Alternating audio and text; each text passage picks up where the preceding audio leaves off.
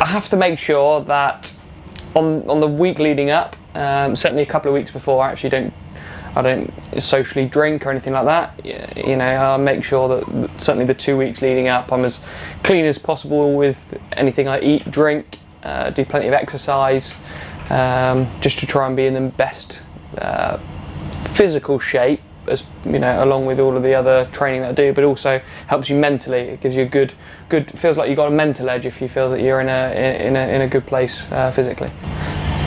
So I have over the years seen sports psychologists to try and understand more about how the mind works and how I can best control my performance on circuit.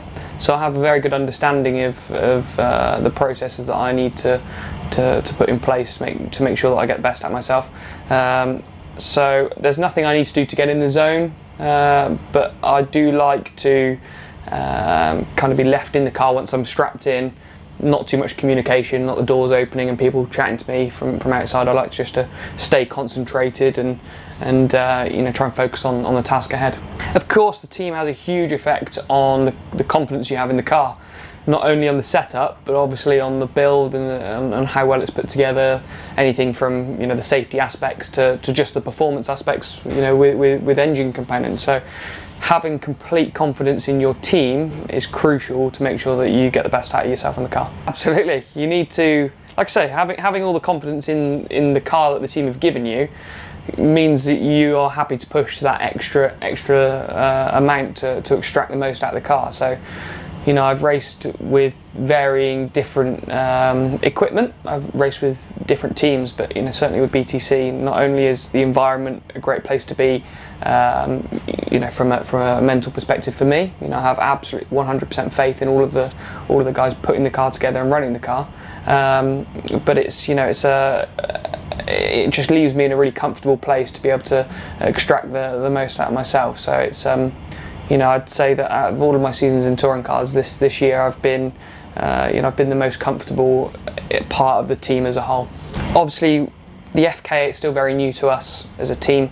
We're still, you know, a year behind the likes of Team Dynamics. We are still learning the car, but we are, you know, we do have a kind of data share with them that we certainly had at the start of the year to help us getting going. But every single time, unless we're 100% happy with the balance of the car, with the grip of the car, you know, we are still pushing, still developing, trying to learn more about it. So I don't think, you know, you're never 100% satisfied. But what's really impressive, certainly with the whole team at BTC Racing, they do not stand still whatsoever.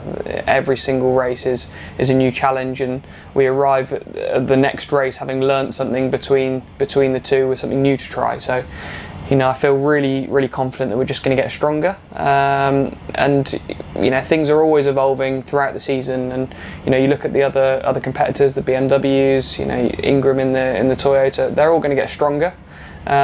So we need to make sure that we're still, you know, performing to the best of our ability. Obviously, the data is important.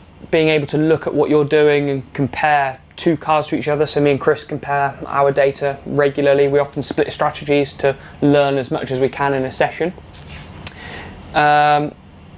Ultimately, I've raced for a few years in touring cars before this season, and I've learned an awful lot about what the cars require to work well. Every car has its differences, but ultimately, you know, so far for me in touring cars, I feel like I found a bit of a sweet spot in what I need, you know, what I need to achieve from the car. And once we get there, you know, things are good and I'm comfortable. You know, I'm pleased that every year in touring cars, no matter who my teammate's been, I've beat them in the championship, and you know, that's I think that shows how comfortable I am with the area that kind of I aim for in the sweet spot for the setup. So I'm you know, I'm really happy with what the team have managed to put together. But yeah, it's going well.